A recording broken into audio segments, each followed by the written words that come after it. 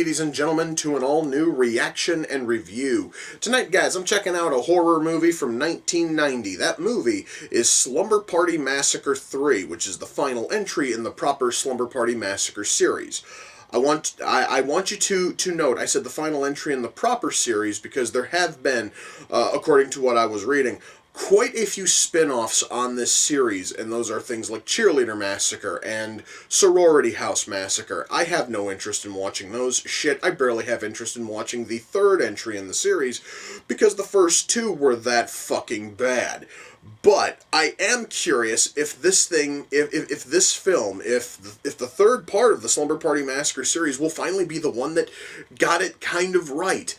I doubt it. Good Lord, I fucking doubt it. But the only way I'm going to find out, the only way I am going to know if this thing is good at all, is if I shut up and I push play, and I'm going to do that right now. So, without further ado, it's time to kick back, relax, and check out Slumber Party Massacre 3.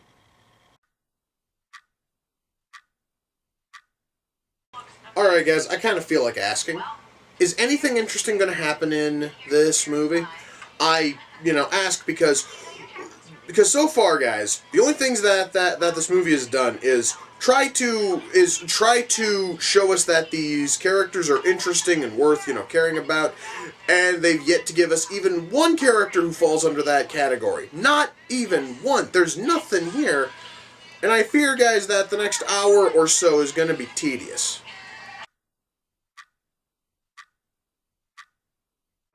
Guys, I kind of sort of knew this thing was going to be bad. I didn't think it was going to be this fucking bad, though, man. This is really, really shit, and I really am not sure if I'm going to be able to finish this thing. Well, guys, the movie just opted to tell us now exactly who our killer is. And they apparently were trying to play it up as this big twist, but I kind of sort of knew who the killer was within the opening 5 minutes, so to even, attempt to play it up as a fucking twist is incredibly stupid. Okay, I have a rather stupid question. So one of our victims, instead of being killed, decided to jump out of a plate fucking glass door on the ground floor. Everybody has a real easy way of getting out. Just go out the freshly shattered open door. Yet, instead they want to go into the basement and crawl out of the tiny window there. Guys, I totally understand that characters in slasher films are supposed to be stupid. But they're not supposed to be this fucking stupid, guys. This thing is just incredibly insulting.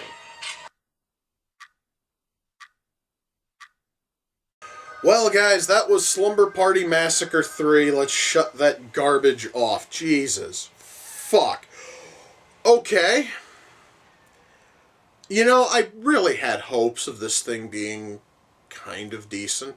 I kind of had hopes it would be able to be a step up from the second one, which was a pathetic knockoff of A Nightmare on Elm Street 2. Is it? No. This thing is far, far worse. Writing. Let's touch on the writing. I would love to make a joke about this writer being, a very poor student from a rather dim class of special needs students, but that is a horrible insult to any and all special needs students. This script isn't stupid. This script is not fucking retarded. This script is brain dead. This is the stupidest goddamn script for a slasher film I have ever seen. Nothing in here makes any sense except to try to build tension. Nothing here is done for the sake of sense or logic. Everything here is some pathetic, half-hearted attempt at building tension that will never be there because your characters are that flat and that pointless and that shitty. Allow me, guys, to walk you through what happens when our killer finally shows everybody that he is, in fact, the killer. Alright? He locks all of them in. From the inside of the house. Now, yes, he did go and He did go and like force a handful of like doors and windows shut from the outside, like jamming them. But then he walks in, he closes the front door, and he uses the chain, lock on it. And apparently nobody in the house knows how to operate one of those. So now they're totally trapped.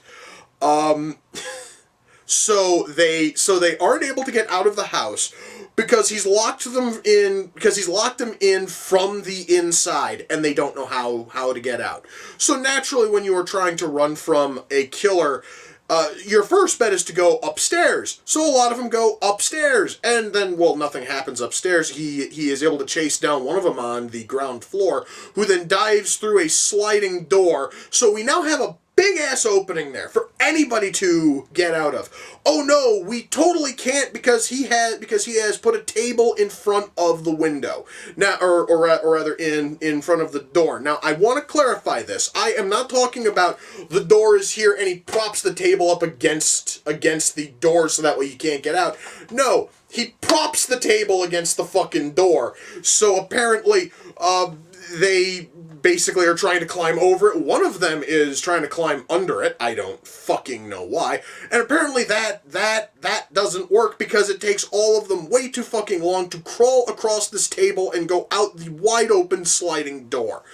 Holy shit. And of course they try that after they go into the basement and try to climb out of the little bitty window that is in the basement. At one point, they fucking blind him, and instead of immediately ganging up and taking him down and killing him, they all basically scatter, and then our killer is trying to kind of sort of rape and kill one of them. Does anybody try to stop this? No! All of them actively just stand there and watch as he fucking does it, instead of trying to help out their, friend. Even though he no longer has the drill in his hand, he is busy stripping her. It's like, it really is, guys, like the three of them who are left could have totally just ganged up and knocked him out.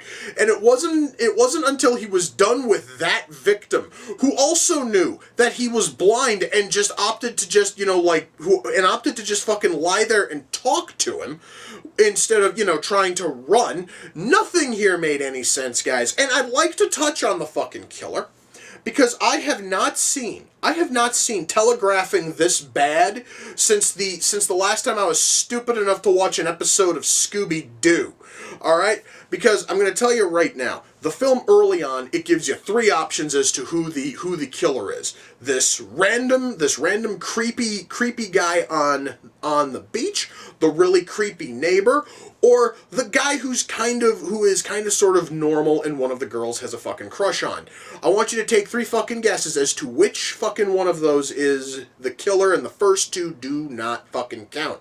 So naturally it is the fucking nice guy, and if you don't see that coming, then you're probably as stupid as the fucking as the fucking idiot who wrote this goddamn thing.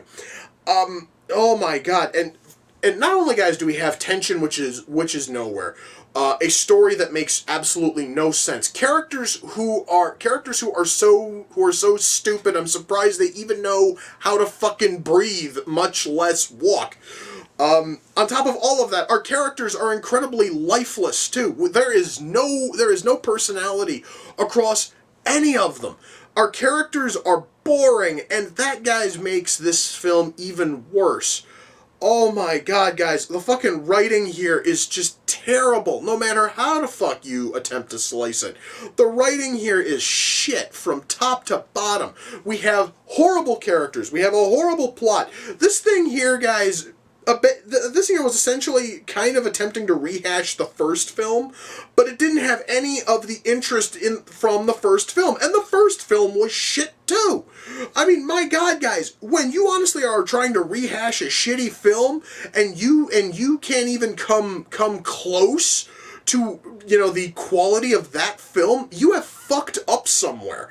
And I am not just talking about fucked up in, filmmaking. You have fucked up in life somewhere. If you are not able to make a shitty movie as at least somewhat interesting as the one you're trying to, rehash, it's terrible. The writing here, guys, is probably some of the worst I have ever seen, actually committed to film. This stuff is terrible. everything here is just so devoid of logic. It actually hurts to fucking watch it. This thing is terrible.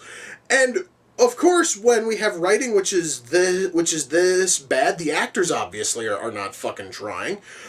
So not only do we have writing that sucks, we also have acting that is complete shit. There is nobody here who tried at all. Probably the worst acting though comes from our two cops.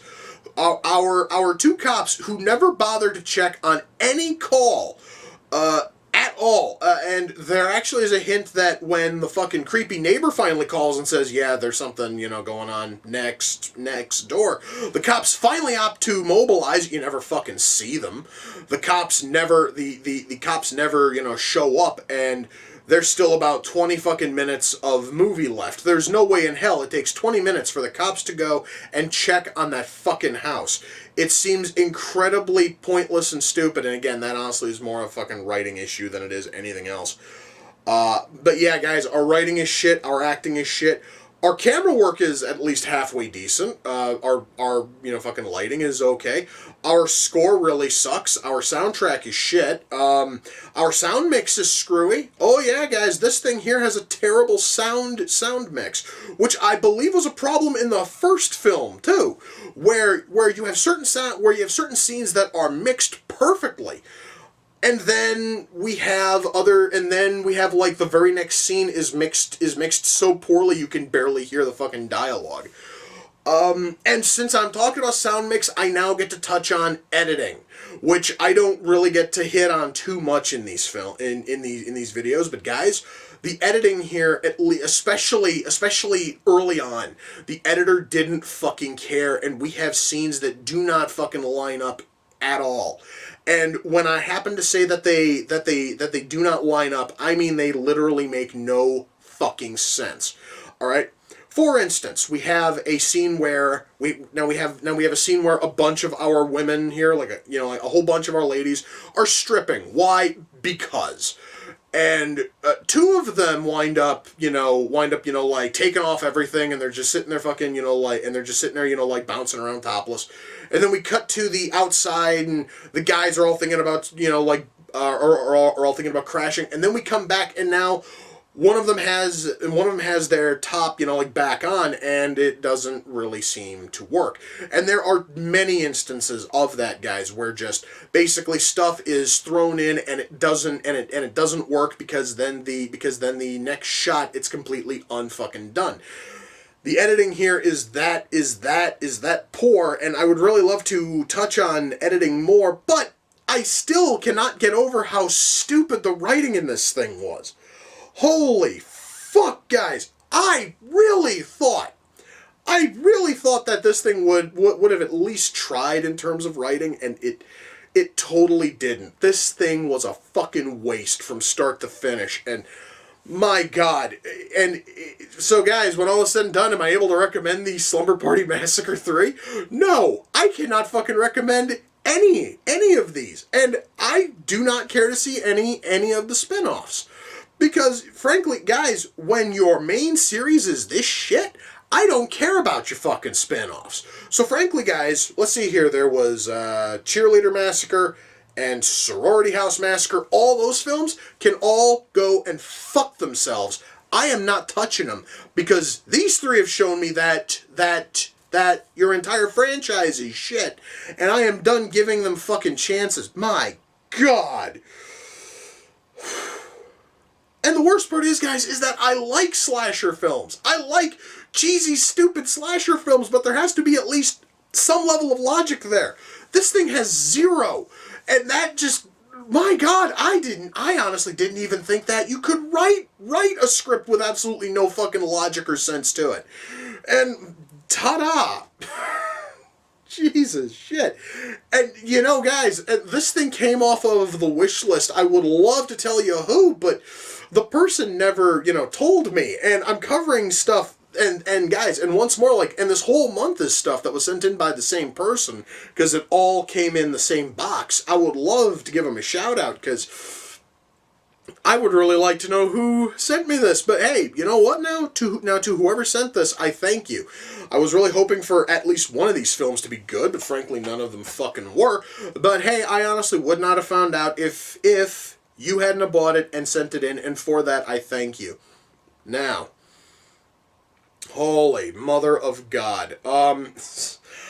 I'm going to go watch something else. I do not fucking know what. I am just gonna go and scour my Blu-ray collection until I find something worth fucking watching. Anything at this point would be better than this shit. Holy shit. Anyway, guys, with that, we come to the close of another reaction and review. Until next time, ladies and gentlemen, take care, and I will see you all in the near future. Peace.